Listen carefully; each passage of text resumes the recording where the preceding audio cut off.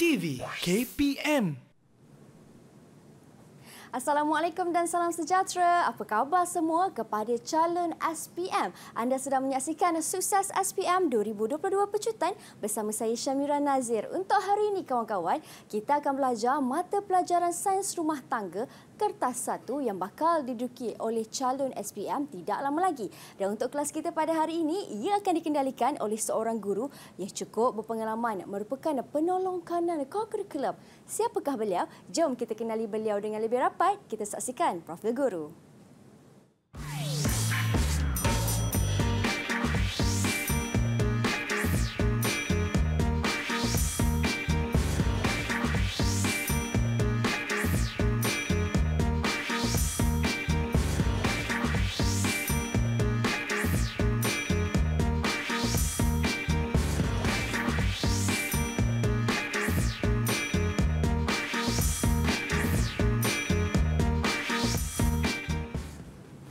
Baiklah, itu dia seberengkas pengenalan guru penyampai yang akan bersama dengan kita hari ini. Sedikit latar belakang beliau. Tetapi sebelum saya perkenalkan siapakah guru kita, suka untuk Mira perkenalkan jurubahasa isyarat yang bersama dengan kami di studio hari ini, iaitu Cikgu Nurziana Youth dari SMK Dato' Ibrahim Yaakob, wilayah Persekutuan Kuala Lumpur. Apa khabar Cikgu Ziana? Terima kasih kerana bersama dengan kami untuk hari ini. Baik kawan-kawan, saya bersama dengan seorang guru dari SMK Perempuan Methodist Kuala Lumpur, iaitu Cikgu Eliza Ilyas. Assalamualaikum Cikgu. Salam. Apa khabar? Alhamdulillah. Saya sangat berbesar hati dengan kehadiran Cikgu pada hari ini untuk berkongsi kepada semua murid-murid di rumah. Baik Cikgu, hari ini fokus kita mata pelajaran Sains Rumah Tangga kertas 1. Ya, betul. Cikgu, Jadi saya kira Cikgu pun dah bersedia untuk mulakan kelas kita pada hari ini. Jadi persilakan Cikgu. Okey, terima kasih.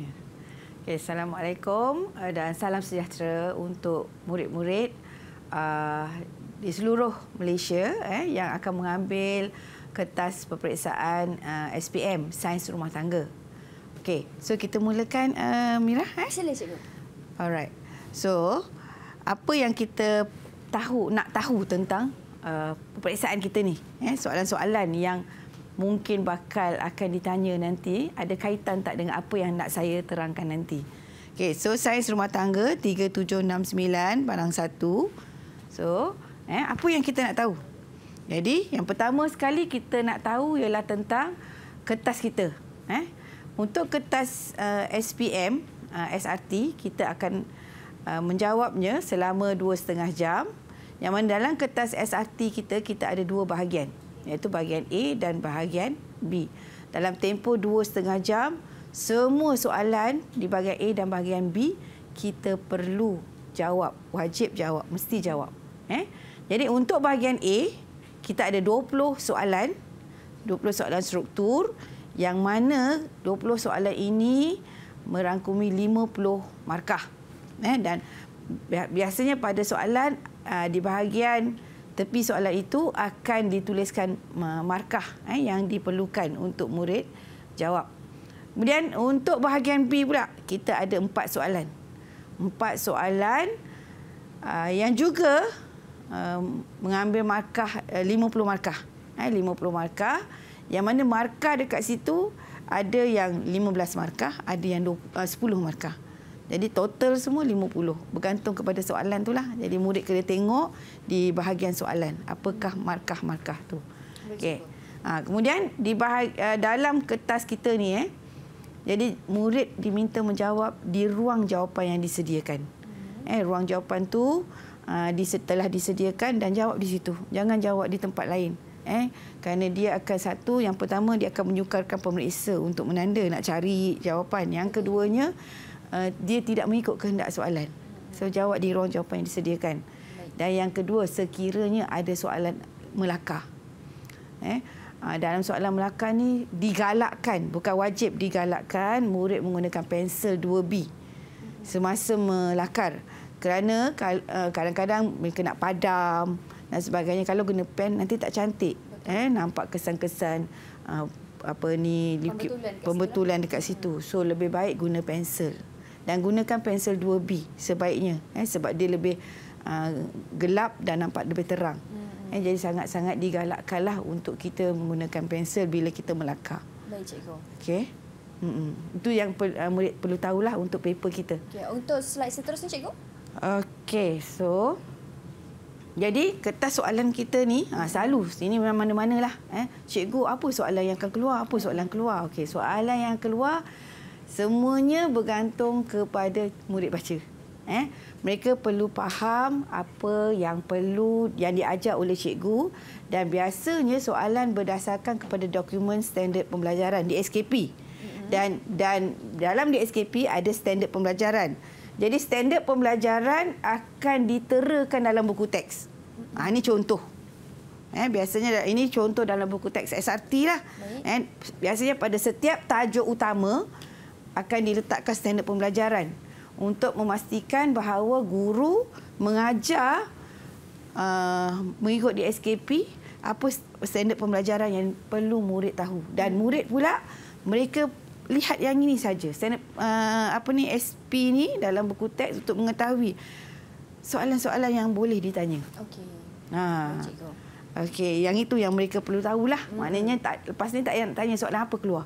Betul. Semua boleh ditanya dalam soalan peperiksaan. Baik, itu dia sedikit pengenalan ringkas tentang format pentaksiran bagi sains rumah tangga untuk kertas 1. Selepas ini, Cikgu Ediza akan terangkan dengan lebih mendalam lagi bagi bahagian A, bagaimana cara yang terbaik untuk menjawab. Tetapi kita nak berhenti berehat seketika. Kita akan kembali semula selepas ini hanya di Sukses SPM 2022 Pecutan.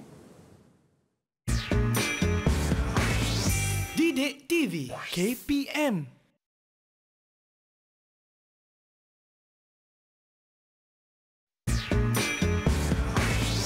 Didik TV KPM. Kawan-kawan, jom masuk ke kelas. Hari ini di dalam Sukses SPM 2022 Pecutan, kita akan fokuskan mata pelajaran sains rumah tangga untuk kertas 1, di mana kertas ini mempunyai 2 bahagian, bahagian A dan bahagian B. Setiap bahagian mempunyai 50 markah. Jadi untuk segmen ini, Cikgu Ediza ingin kongsikan kepada anda apakah kaedah yang terbaik untuk menjawab bahagian A. Jadi kita persilakan Cikgu. Silakan Cikgu.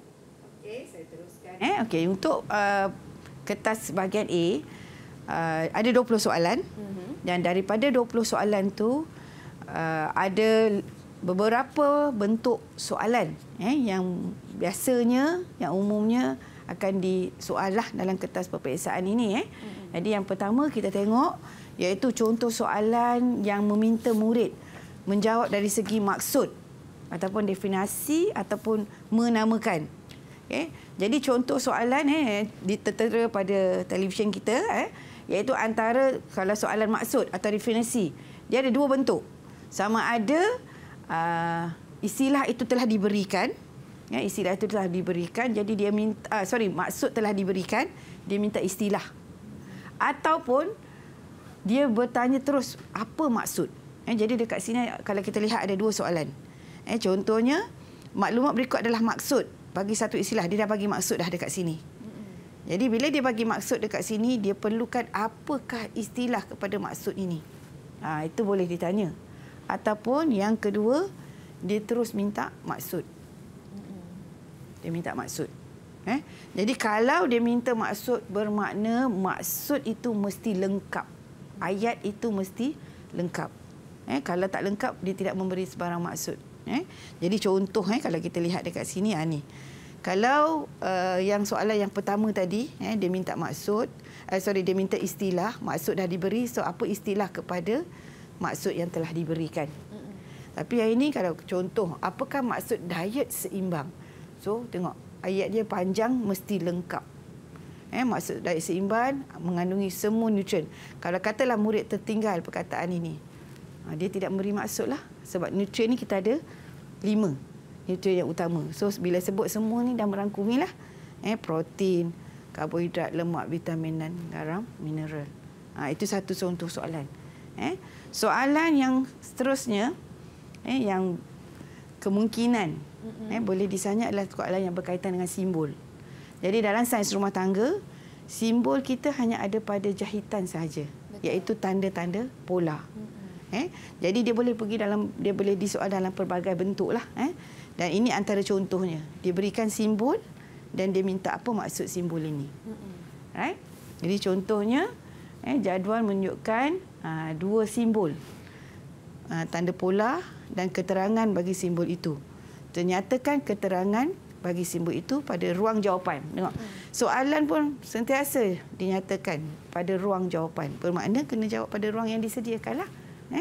Jadi simbol yang pertama adalah ira lurus dan simbol yang kedua adalah tanda lipatan.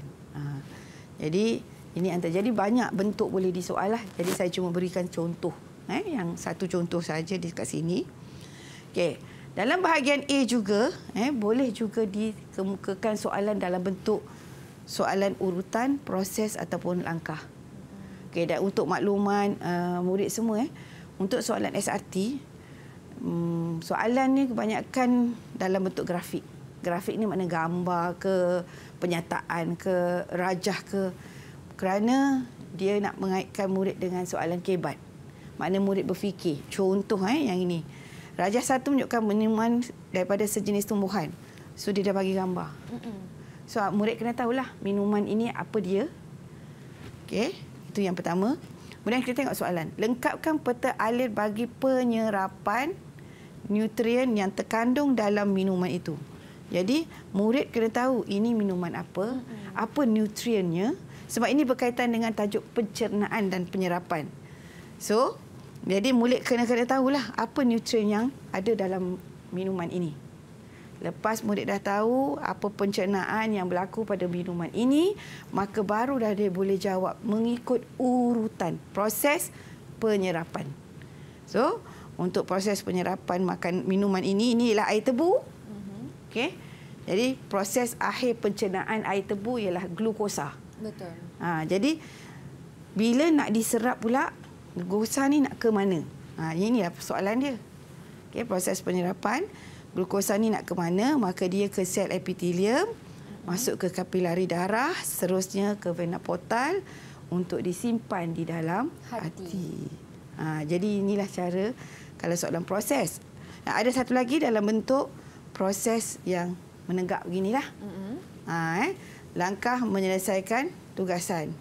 Jadi murid kena tahulah dalam soalan dalam SRT, silibus SRT, kita ada beberapa bentuk soalan yang berkaitan dengan proses atau langkah untuk murid kena ingat supaya mereka tahu di mana langkah-langkah yang betul. Baik. Alright. So kita pergi pula kepada bentuk soalan yang lain, iaitu bentuk soalan pengkelasan atau kategori atau klasifikasi. Jadi dalam soalan ini antara contohnya diberi gambar. Tengok, grafik dalam bentuk gambar sayur-sayuran. So, apakah klasifikasi sayuran A, B dan C? Jadi bermakna dekat sini, murid kena tahu ini gambar sayur apa. Betul. Kemudian, selain dia tahu sayur apa, dia kena tahu pula apakah klasifikasi sayur-sayur tu. Jadi kalau kita tengok, klasifikasi untuk sayur A adalah sayuran berbatang. Kalau B ni ialah timun. So timun sayuran berbuah. Okey.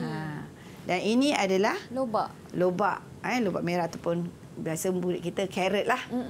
So carrot pula sayur kumpulan apa ni? Iaitu kumpulan berakar. Okey, so ini adalah contoh daripada klasifikasi. Kita ada banyak contoh nutrien, contoh fabrik, ada klasifikasi fabrik. Jadi ada beberapa soalan dan murid boleh tengok tu melalui apa? Standard pembelajaran dalam buku. Dia ada nyatakan. Okey. Jadi ada lagi ni yang saya cakap tadilah. Contoh klasifikasi ikan dan karangan laut. Apa dia? Klasifikasi pastry. Ada berapa jenis pastry? Klasifikasi sos. Berapa banyak sos yang ada? Baik. Kemudian klasifikasi roti. Ada berapa kumpulan-kumpulan roti. Jadi semua ni ada dalam buku. Jadi murid kena ingat dan faham. Betul, cikgu. Okey. Seterusnya adalah contoh soalan dalam bentuk kriteria atau ciri. Kriteria atau ciri ni ialah murid kena ingat ciri-ciri pada setiap tajuk yang telah dipelajari. Contoh soalan ini, contoh berkaitan dengan fabrik. Okey. Rajah 1 menunjukkan bapa Mei di sawah padi. Gambar. Kalau tengok apa kaitan dia dengan sawah padi kan? Tapi tengok, nyatakan dua ciri fabrik. Dua ciri fabrik yang sesuai untuk bapa Mei. Jadi berapa minit dekat sawah padi panas. So apa fabrik yang sesuai? Yang ada penyerapan haba yang baik, cikgu. Yes, jadi fabrik yang sesuai kita pakai adalah kapas. Betul. Jadi apa ciri-ciri kapas? Sejuk. Selesa dipakailah. Okey. So selesa dipakai. Pengalih haba yang baik. Okey, dia ada banyak ciri. Tetapi kerana perlukan 2 markah, maka berilah 2 jawapan. Ya. Jadi contoh ni saya bagilah dia ada beberapa penyerapan yang baik. Tapi sebab dia minta 2, maka berikan 2 sahaja. Alright. So kita terus kepada prinsip. Soalan prinsip ni adalah soalan yang mana dia boleh melalui soalan pengiraan. Dan dalam SRT ada lebih kurang 3 tajuk yang berkaitan dengan pengiraan. Antaranya pengiraan jisim badan, pengiraan nilai tenaga. Jadi yang ini semua dah belajar dalam kelas. Betul. Dalam soalan tidak akan keluar formula. Mana murid kena faham, kena ingat formula. Jadi mereka hanya perlu menunjukkan jalan kerja untuk pengiraan ini. Okey? Yang ini tentang prinsip. Selain daripada pengiraan, prinsip membuat pakaian dan prinsip makanan. So, murid kena tahulah. Contoh ni prinsip untuk memindahkan tanda pola. Bila mereka membuat pakaian, nak pindahkan tanda pola daripada pola ke fabrik. Apakah langkah-langkah dia? So, dia kena tahu. Kemudian, jadi contoh yang ini.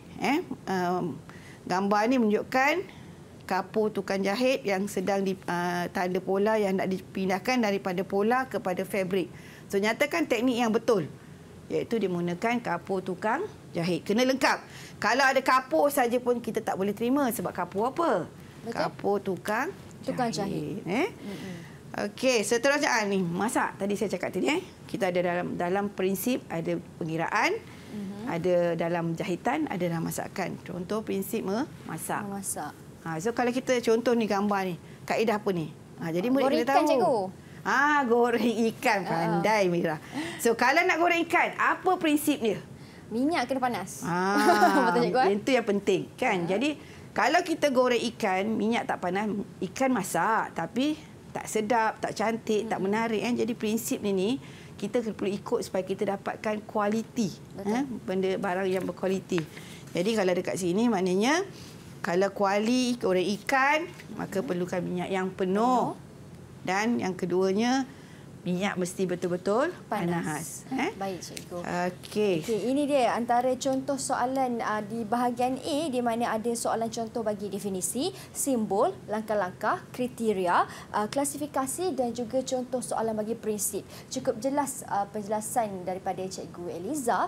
Tetapi kawan-kawan, kita nak berhenti berehat seketika. Kita nak sambung semula kelas kita selepas ini. Untuk bahagian B pula, hanya di Sukses SPM 2022 Pecutan. Didik TV KPM.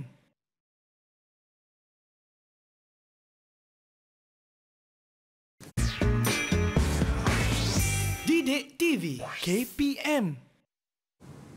Kawan-kawan, jom kita masuk semula ke kelas. Untuk segmen ini, saya bersama dengan Cikgu Eliza di mana Cikgu akan terangkan cara untuk menjawab bahagian B yang mempunyai 4 soalan serta mempunyai 50 markah. Jadi Cikgu, apakah cara yang terbaik untuk murid-murid di rumah sana bakal menduduki SPM ini untuk tahu kaedah yang terbaik untuk mereka menjawab soalan?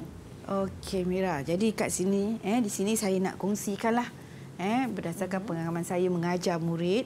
Kadang-kadang murid ni dia menjawab soalan tapi dia tak ikut step. Jadi bila tak ikut step, takut kita tertinggal banyak jawapan-jawapan yang diperlukan. Betul. Jadi dekat sini saya fikirkan macam mana murid nak dapatkan soalan yang mengikut standard yang dikehendaki. Jadi dekat sini antara langkah-langkahnya yang boleh saya syorkan, kepada murid-murid. Yang pertama sekali, baca arahan soalan. Baca arahan soalan sebab dalam arahan itu yang pertama sekali yang kita perlu tahu ialah apa kata tugas yang diperlukan. Betul. Jadi murid tanya pula apa kata tugas? Kata tugas tu maksudnya dia minta nyatakan ke, terangkan ke, huraikan ke. Jadi itu yang kata tugas kita nak supaya murid tahu apa yang diperlukan dalam kehendak soalan tu. Kemudian tajuk. Pada soalan biasanya akan tertera tajuk yang telah dipelajari dalam kelas. Dan ketiga, tengok markah. berapa markah? 10 markah, 15 markah, 12 markah. Sebab dekat sini kita dah boleh susun berapa bilangan jawapan yang diperlukan dalam soalan. Okey, ini yang pertama. Yang kedua, bila murid dah baca, dah tahu kata tugas, dah tahu tajuk, dah tahu markah, maka gunakan apa yang ada pada soalan tu. Kalau ada rajah, kalau ada maklumat, kalau ada jadual, tengok balik. Kerana biasanya semua maklumat-maklumat itu ada pada soalan.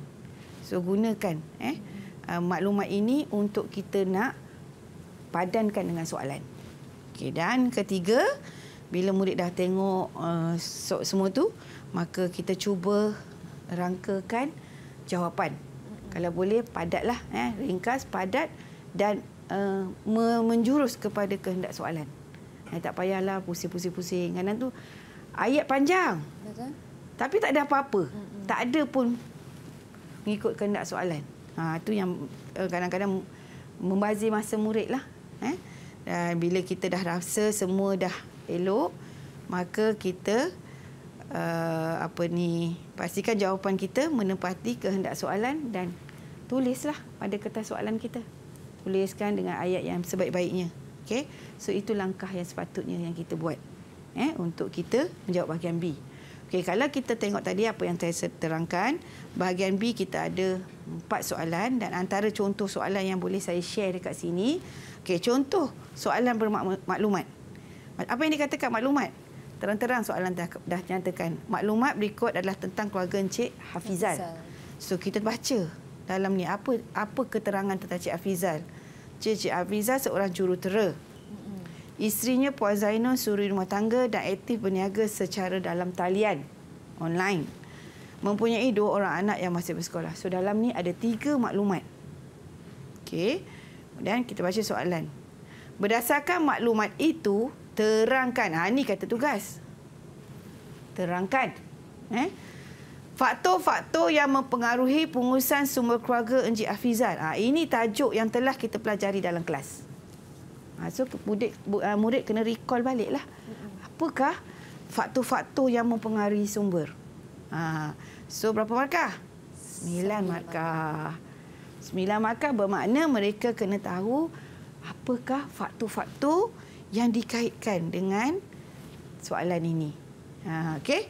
Jadi dekat sini saya nak share bagaimana langkah-langkah tadilah. Maknanya kita dah tahu kata tugas terangkan. So tajuknya faktor yang mempengaruhi pengurusan sumber. So murid senaraikanlah faktor-faktor ini yang telah mereka pelajari dalam kelas. Jadi ingat balik. So ini adalah faktor-faktornya. Ada 5 faktor. Ada 5 faktor yang mereka dah ajar. Maka tuliskan pada kertas. Tuliskan. Kemudian kita tengok balik maklumat. Ini maklumat yang telah diberikan dalam soalan. Jadi daripada maklumat itu, kita kaitkan balik dengan faktor tadi. So Encik Hafizal seorang jurutera. Faktor mana yang sesuai? Okey, dengan penyataan itu. So ini adalah faktor pendidikan keluarga. Sebab dia perlukan pendidikan hingga ke peringkat yang lebih tinggi untuk menjadi seorang jurutera. Okay, faktor ini. Kemudian isteri Puan Zainul suri rumah dan aktif berniaga dalam talian. Faktor apa yang kita boleh kaitkan? Taraf sosioekonomi keluarga. Okay, dan 2 orang anak yang masih bersekolah. Faktor apa yang kita boleh kaitkan? Iaitu faktor saiz, komposisi dan kitaran hidup. Jadi ini dah step yang kedua tadi dah, langkah yang kedua. Maka lepas itu barulah kita draftkan jawapan kita. Jadi Cik Hafizal seorang jurutera, dia mendapat gaji yang tinggi kerana dia mempunyai taraf pendidikan yang tinggi, faktor tadi, dan kita huraikan. Maka dia boleh menguruskan keuangan keluarga dengan baik. Tadi maklumat yang kedua, Encik Zainul seorang suri rumah tangga dan aktif berniaga secara atas talian, maka dia mempunyai sumber pendapatan tambahan yang boleh membantu Encik Hafizal dapat meningkatkan taraf ekonomi keluarga dan dia dapat menguruskan keluarga dengan baik. Sebab apa? Dia bantu suami dia dengan buat perniagaan online. Okey, jadi taraf ekonomi keluarga mereka baiklah. Dan Cik Hafizal mempunyai 2 orang anak yang masih bersekolah. maka dengan saiz komposisi kitaran hidup keluarga, maka dia perlu menguruskan kewangan dengan baik untuk memastikan keperluan anaknya dapat dipenuhi. Faktor tadi kemudian diterangkan tentang kehidupan Cik Hafizal. Itu cara murid menyusun ayat lah. Jadi dekat sini boleh kita buat dalam bentuk perenggan demi perenggan ataupun nak buat ayat sambung semua pun boleh, terpulang pada murid-murid. Macam cara mereka nak jawab. Okey. Tadi maklumat, ini bergambar. Ini contoh soalan yang kedua. Soalan bergambar. Okay, kita tengok soalan. Kelas anda telah membuat lawatan ke sebuah pasar untuk membuat penilaian tentang amalan menjaga kebersihan dan keselamatan. Kita tengok gambar. Kita kaji gambar. Kerana dalam gambar inilah ada mengandungi maklumat yang diperlukan dalam soalan berdasarkan kepada penilaian amalan menjaga kebersihan. Jadi, kata tugas, berdasarkan rajah, terangkan kemungkinan berlaku pencemaran makanan dan pencemaran silang di pasar minggu. So, ini adalah tajuk dalam pelajaran kita. Tajuk kita, pencemaran makan dan pencemaran silang. Berapa markah? 8 markah. So, daripada gambar itu kita kajilah apakah pencemaran yang berlaku di sini. Antaranya kerosin, antaranya lalat yang menghurungi ayam. Kerana ayam segar, cikgu. Ayam segar sebab ni ayam segar kan. Betul. Okey, yang ini nasi lemak berlauk. Tukang masak dia, penjualnya. Kan? Betul. Tidak makan penuh kepala, mengisap rokok. Dan kalau kita lihat pencemaran silang ialah lalat terbang pergi ke laut. Kita tak nampak lalat terbang, tapi kita nampak sini ada lalat, sini ada lalat. Ada kemungkinan untuk dia terbang ke laut kan. Jadi itu antaranya. Jadi kita senaraikanlah. Bahan kimia iaitu minyak kerosin kita letak atas meja makan. Haiwan dan serangga perosak lalat berterbangan di atas ayam. Benda asing, abu rokok dan juga rambut yang tidak ditutup. Mikroorganisma iaitu pencemaran silang. Lalat yang hinggap pada ayam terbang ke gerai nasi lemak yang membawa kuman. Kan? Yang kita tak nampak adalah perubahan fizikal. Dalam gambar kita tak nampak warna. So tak boleh jadi jawapan. Tindak balas enzim pun kita tak nampak. So tidak boleh jadi jawapan. So jawapan hanyalah 4 ini saja. Dengan penerangan. Sebab kata tugas terangkan. Jadi dia perlu terangkan secara lebih terperinci lah. Yang ini saya tak share jawapan yang detail. Itu cara dia. Cara untuk kita mencari jawapan. Okay? Jadi contoh soalan kita yang seterusnya adalah soalan pengiraan. Soalan pengiraan, saya rasa rata-rata cikgu mengajar cara mengira. Jadi dekat sini saya cuma nak highlightkanlah. Hitungkan jumlah nilai tenaga dalam kilojoule. So dekat sini yang saya sangat-sangat sarankan, tak semestinya betul, tak semestinya kena ikut, tapi yang disarankan iaitu kita buat dalam bentuk jadual. Dalam bentuk jadual supaya murid mudah menjawab dan guru juga senang memeriksa. Jadi kalau kita lihat form jalan kerja dan jawapan. Unit jangan tinggal. Tolong masukkan unit lah sebaik-baiknya, kilojoule. So jalan kerja, protein nilai tenaga 17, lemak 38, karbohidrat 17. Okey. Dan satu lagi kesilapan murid. Kesilapan semasa memindahkan jawapan. Nampak? Porsi 73/100 kali 160 sepatutnya 116.8 116.8 gram, tapi kerana kesilapan dia memindahkan, tengok 118.6, patutnya 116. Jadi yang ni dia betul. Yang ni dia betul. Tapi kesilapan dia sini akan memberi kesan kepada pengiraan akhir nanti. Jadi berapa banyak dah markah dia akan hilang dekat sini kan. Kerana kesilapan di sini, dia mengira akan jadi salah di sini dan dekat sini pun nanti akan salah. Kecuaian di situ. Kecuaian dekat situ. So make sure. Make sure murid kena pastikan pemindahan markah. Ini dari segi pengiraan lah. Okey, itu sepatutnya jawapannya. Sorry. Ini sepatutnya jawapan. Jadi bila kira, barulah kita dapatkan jawapan yang sebenarnya. Okey, contoh soalan yang berikutnya. Soalan sekiranya ada soalan penilaian. Apa yang dikatakan penilaian? Sekiranya ada dua gambar. Dua gambar, dua maklumat. Okey. Jadi, apabila soalan yang berbentuk begini, kita baca soalan ni dulu. Suzila mempunyai bentuk badan yang tinggi dan langsing. Akan menghadiri majlis rasmi. Raja menunjukkan dua style pakaian yang dilakar oleh Suzila. Dua gambar. Okey. Terangkan kata tugas kesesuaian style pakaian dengan membandingkan pakaian A dan pakaian B kepada Susila. 12 markah. Jadi, kita tengok macam mana kita nak jawab. Okey. Jadi, perbandingan gambar A, gambar B. Apabila kita membuat perbandingan, kalau pada soalan tentang perbandingan ataupun ada dua gambar, bandingkan kepada ciri atau kriteria yang sama. Contoh, leher, garis leher, garis leher. Garis leher. Lengan. Corak. Kita bandingkan pada perkara yang sama. Kita jangan banding beza-beza. Jadi tak nampak perbandingan. Jadi bila kita banding, kita kena make sure apa yang kita banding itu benda yang sama. Dan kemudian kita kena beri sebab. Justifikasi. Contoh yang ini. Ini contoh. Bukan mesti perlu diikuti. Contoh cara menjawab. So, kita buat pakaian A, pakaian B. Okay, garis leher bentuk V. Kenapa? Akan menampakkan leher lebih jinjang atau panjang. Garis perkataan leher tinggal. Nampak? Garis apa? Jadi dekat sini dia akan hilang markah. Garis apa? Okey, baik, kan? cikgu. Dia akan hilanglah sebab garis apa dekat sini. Ini saja. Saya tunjuk kecuaian murid. Betul. Garis leher bentuk V. Garis bentuk bulat. Tapi sebenarnya garis leher bentuk bulat lah. Okey, menampakkan lehernya pendek. Dia kena ada reason pula. Reason betul tetapi kesilapan kerana kecuaian. Okey, corak menegak menampakkan seorang lebih tinggi. Corak berlintang menampakkan seorang itu lebih gempal. Dia kena ada reason. Kenapa? Bila kita banding tu, apabila kita membuat penilaian atau perbandingan, kita mesti berikan reason. Okey, jadi lengan. Yang ni. Ada juga cikgu.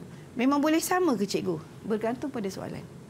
Sebab kita nak tahu dalam peperiksaan ialah kita nak menguji kefahaman murid. Jadi dia faham. Lengan pandang rata akan menampakkan lengan kecil, dengan akan menampakkan kecil. Tapi dari segi kesesuaian pakaian, mana yang sesuai? Maka yang sesuai adalah B disebabkan dia tinggi dan langsing. Jadi yang inilah sesuai untuk dia. Betul. Okey.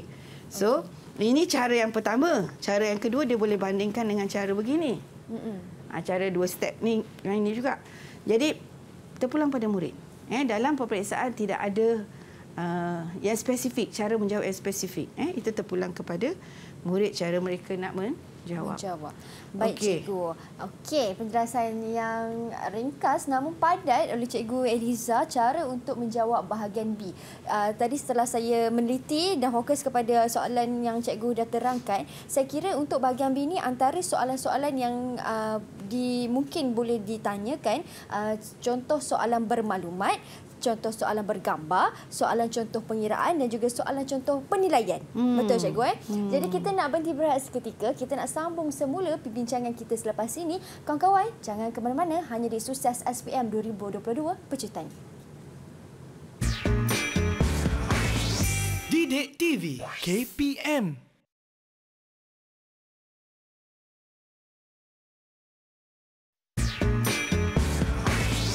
Didik TV KPM. Anda sedang menyaksikan Sukses SPM 2022 Pecutan bersama saya, Mira, serta guru penyampai hari ini iaitu Cikgu Eliza Ilyas. Di mana hari ini kita sentuh mata pelajaran sains rumah tangga untuk kertas 1 khas untuk murid-murid yang bakal menduduki SPM tidak lama lagi. Untuk kali ini, Cikgu dah fokuskan bahagian A dan juga bahagian B, di mana setiap bahagian mempunyai 50 markah untuk murid-murid memperolehnya. Dan untuk segmen ini, Cikgu, tak lengkap rasanya kalau sains rumah tangga tiada lakaran. Mesti kena ada. Jadi untuk segmen ini saya kira Cikgu Eliza nak kongsikan bagaimana cara ataupun kaedah yang terbaik untuk lakaran itu. Silakan. Okey, terima kasih Mira. Jadi soalan seterusnya iaitu soalan lakaran, melakar soalan membuat lakaran. Jadi cuba tengok soalan yang contoh soalan tentang lakaran. Lakar dan labelkan. Okey, kata tugas. Kata tugasnya ialah lakar dan label. Maknanya murid perlu melakar dan dia kena labelkan. Style pakaian yang sesuai untuk Shikin yang mempunyai bentuk badan yang rendah dan gempal pada krokis yang disediakan. Maknanya krokis akan disediakan dan ini adalah krokis. Maknanya murid akan gunakan ini untuk mereka melakarkan pakaian. Jadi sebelum nak melakar pakaian, semamalah kita tengok markah, kata tugas, fahamkan maknanya melakarkan bentuk badan yang rendah dan gempal. Kemudian markah 6. Jadi dekat kelas cikgu dah mengajar ada 7 elemen yang boleh murid lakarkan pada style pakaian ini. Bergantung kepada bentuk badan lah yang dikehendaki.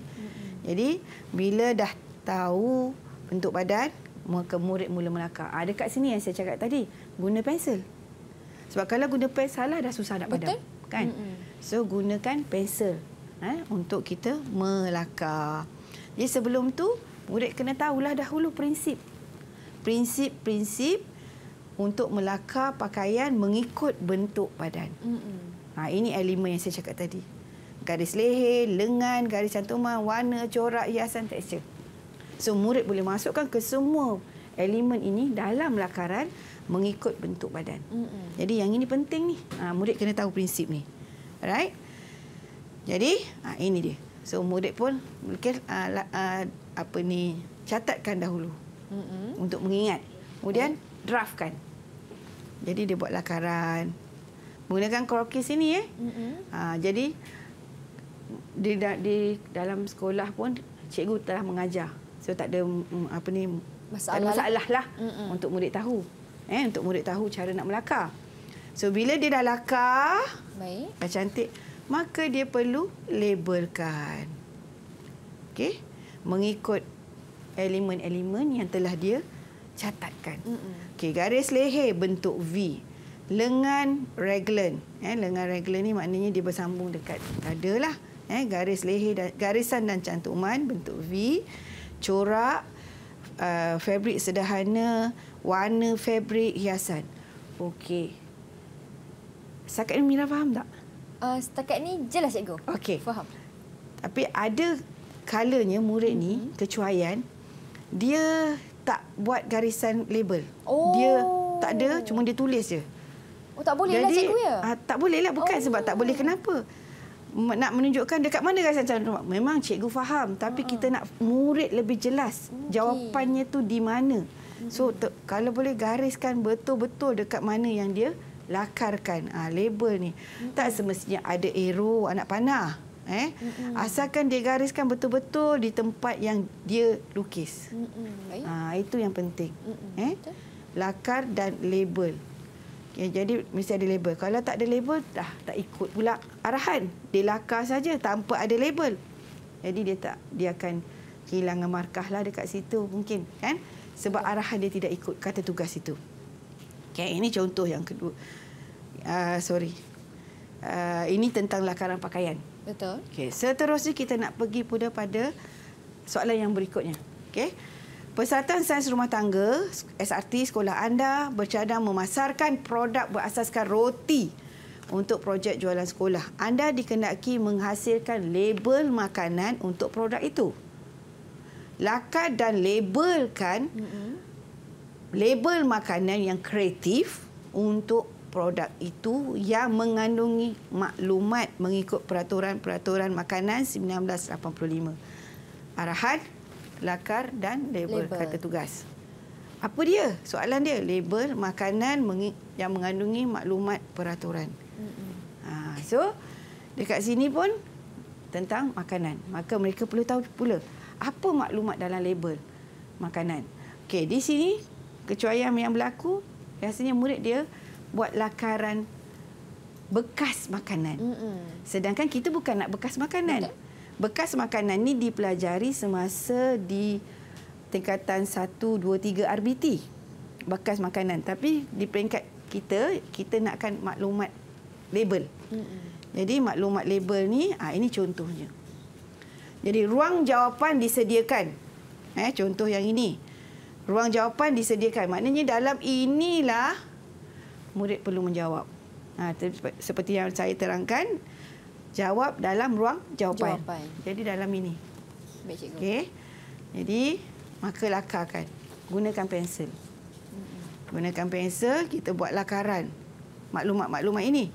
Ada label tak? Tak ada. Tak ada label. So, maka dia perlu labelkan. Okey, label-label ini saya pasti dan yakin murid-murid kita telah belajar dan mereka kena tahulah iaitu kita ada lebih kurang dalam 9 maklumat yang diperlukan. Okey, so saya akan pergi satu persatu label-label ini kerana diharapkan label yang diterakan juga mesti betul. Yang pertama, kalau ada tulis bahan pengawet, maka label pengawet. Kalau ada bahan pengawet, maka tuliskan apa bahan pengawet itu dan tulis bahan pengawet. Jenama, tak kisahlah jenama apa sebab dia pun tidak nyatakan soalan. Saya terpulang. Komposisi nutrien. Karbohidrat. Ini yang asas. Yang asas. Okey, berat atau isi padu dalam unit gram, kilogram, tengok pada soalan lah. Maksudnya berat bahan makanan tu, kod bar. Tanda halal. Okey, tanda halal kata kita lihat dekat sini. Perlu tanda halal yang betul yang dipelajari di dalam kelas, iaitu logo yang betul. Logo tanda halal perlu yang betul yang kita pelajari dalam kelas. Ini yang penting. Betul, cikgu. Okey, nama dan alamat ikutlah terpulang pada soalan. Okey, kandungan bahan yang kita nak buat makanan ini, lakaran kreatif. Okey, dan tarikh luput. Susunan tak kisah bagaimana.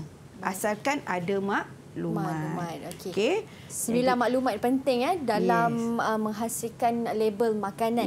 Baik, cikgu, saya kira kita pun dah sampai ke penghujung kelas kita. Panjang cikgu dah terangkan dari awal sehingga ke penghujung. Sedikit rumusan ringkas daripada Cikgu Eliza. Okey. Rumusan yang saya boleh buat ialah yang pertama, study lah. Yang pertama perlu study, perlu ingat fakta, perlu faham soalan dan jangan tergopoh-gapah bila menjawab. Fahamkan soalan tu yang penting. Kemudian draft soalan. Dah draft, barulah kita jawab dengan betul. Yang perancangan tu kena ada. Betul. Dalam kita memberi jawapan. Okey, itu yang saya boleh rumuskanlah untuk SRT kita nanti. Baik, cikgu. Jadi kepada semua, saya pun ingin mengambil kesempatan untuk ucapkan selamat maju jaya kepada semua calon SPM yang bakal menduduki kertas sains rumah tangga. Diharapkan anda beroleh kecemerlangan. Saya ingin ucapkan ribuan terima kasih kepada Cikgu Eliza atas kesudian bersama dengan kami pada hari ini serta Cikgu Nurziana selaku Cikgu Jurubahasa Isyarat. Kita nak akhiri kelas kita pada hari ini. Kita jumpa lagi di episod akan datang. Saya Syamira Nazir. Assalamualaikum dan salam hormat. Bye.